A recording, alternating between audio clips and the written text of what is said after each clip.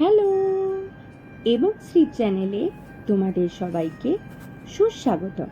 আজকে আমরা সবাই মিলে একটা জায়গায় ঘুরতে যাচ্ছি। হ্যাঁ, বাবা মা এলে বেশিরভাগ ক্ষেত্রে আমাকে তোমরা কোনো ধর্মীয় স্থান, মন্দির এই সমস্ত স্পিরিচুয়াল জায়গাতেই ঘুরতে যেতে দেখো। এবারের ভিডিওটাও তার ব্যতিক্রম নয়।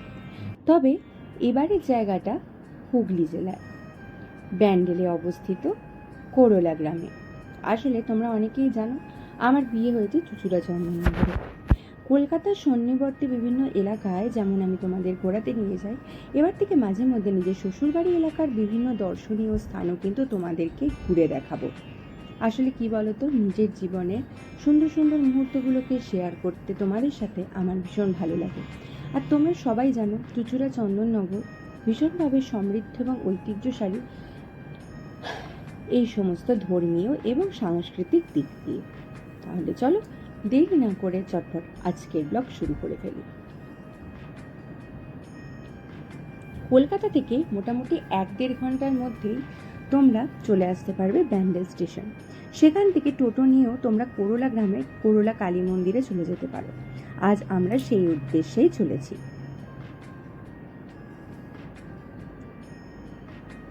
আমি এখানে বিয়ে হওয়ার পর থেকে অনেকবার শুনেছি যে মা করোলা কালী অত্যন্ত জাগ্রতা, তাই মাকে নিজের দর্শন করতে খুব ইচ্ছে হলো। মা বাবা আসতে মা বাবা, বাবি মামুনি আর পিসিমণিদের সাথে নিয়ে তাই একসাথে সবাই মিলে মাকে দর্শন করতে চললাম। সময়টা ছিল দুপুরবেলা, তাই তোমরা দোকানপাটগুলো বন্ধ দেখছো, রাস্তাঘাটও বেশ ফাঁকা ছিল, তাই আমাদের ওখানে পৌঁছতে বেশিক্ষণ সময় লাগেনি।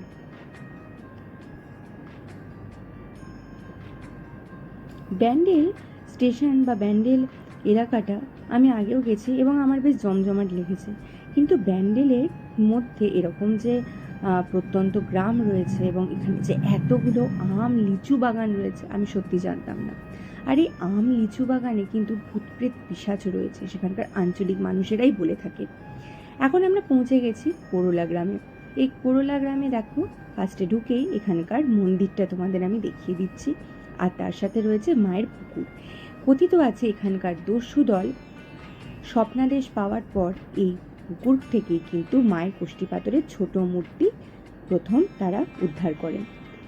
পরবর্তীকালে যুগের পরিবর্তনের সাথে সাথে এখানে মায়ের বর্তমানের মূর্তি প্রতিষ্ঠিত হয়েছে, যেটি অনেকটাই বড়, কিন্তু সেই মায়ের পুরনো কষ্টি পাথরের মূর্তি মন্দিরের ইতিহাসের সাথে আজও স্মৃতি বিজড়িত হিসেবে রয়ে গেছে।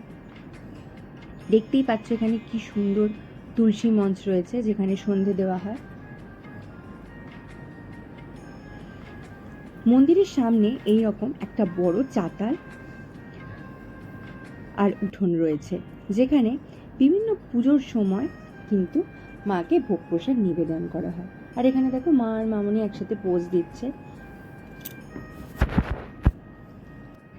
বিভিন্ন পুণ্যতিথিতে যেমন কালী পুজো, বিভিন্ন অমাবস্যা তিথি এবং বিশেষ দিনগুলোতে, পুজোর সময়, নবরাত্রির সময় এখানে কিন্তু ভক্ত সমাগম অনেক বেশি হয় এবং তখন মায়ের ভোগ প্রসাদ এখানে নিবেদন করা হয়। আমি মায়ের মন্দির সংলগ্ন এলাকাটা একটু ঘুরে দেখছিলাম, তার সাথে ভাবলাম মায়ের মন্দিরটাও একটু প্রদক্ষিণ করে নেব। তোমরাও আমার সাথে মন্দির সংলগ্ন এলাকাটা ঘোরো, আর তার সাথে মায়ের ইতিহাসটাও তোমাদের বলি। এখানে মা কিন্তু সিদ্ধেশ্বরী কালী রূপে বিরাজিতা। দস্যু দলের আরাধ্যা হয়েও মা কিন্তু সমস্ত ভক্ত সন্তানদেরই মনস্কামনা পূরণ করে থাকেন। শুধু হুগলি জেলাতেই না, কলকাতাতেও এরকম অনেক মন্দির আছে যেখানে ডাকাত কালী রূপে মা প্রথমে প্রতিষ্ঠিত হয়েছিলেন। দেখতেই পাচ্ছ আমি মাকে প্রদক্ষিণ করছি। আর সত্যি বলতে এখন মায়ের মন্দিরটা সেভাবে খোলা হয়নি, অন্ধকার। যখন এখানকার পুরোহিত এসে সন্ধ্যারতি করবেন, পুজো করবেন, তখন মায়ের গর্ভগৃহ আলোকিত হবে এবং তখন তোমাদের মাকে দর্শন করাবো। তার আগে কিছু কথা বলি। এখানে বড় বাড়ি এবং ছোট বাড়ি, অর্থাৎ বড় তরফ এবং ছোট তরফ দুই তরফেই পুজো হয়ে থাকে এবং সেখানকার দুই বাড়ি থেকেই পুরোহিত এসে কিন্তু মায়ের পুজো করে থাকেন। আর ছোট বাড়ি থেকে পুরোহিত এসেছেন এবং দেখতেই পাচ্ছ গর্ভগৃহ আলোকিত হয়েছে এবং মায়ের পুজো হচ্ছে এখানে।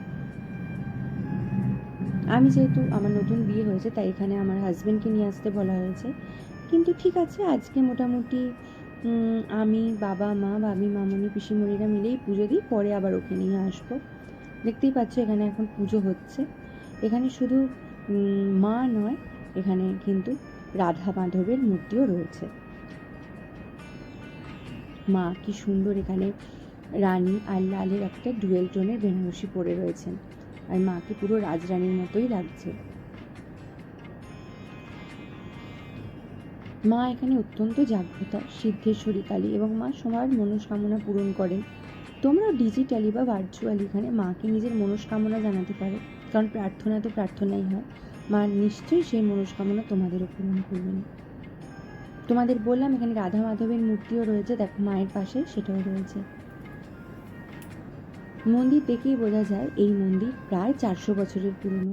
তাহলে বুঝতে পারছো এটা হুগলি জেলার প্রায় 400 বছরের প্রাচীন একটি মন্দির।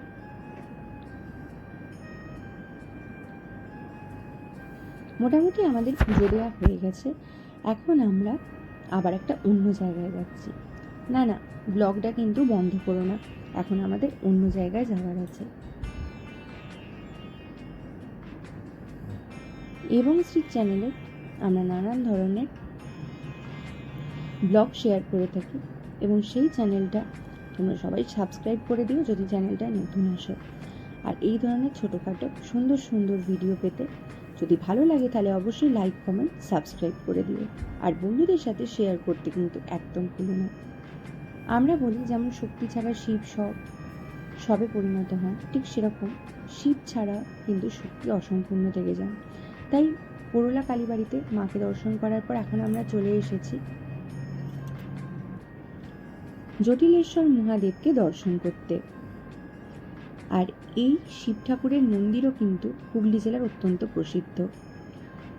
এখানে কিন্তু অক্ষয় তৃতীয়া তিথিতে, এছাড়া শিবরাত্রি, শ্রাবণ মাসে কিন্তু খুব ধুমধাম সহকারে মহেশ্বরের পুজো করা হয়, বিশেষত অক্ষয় তৃতীয়া তিথিতে।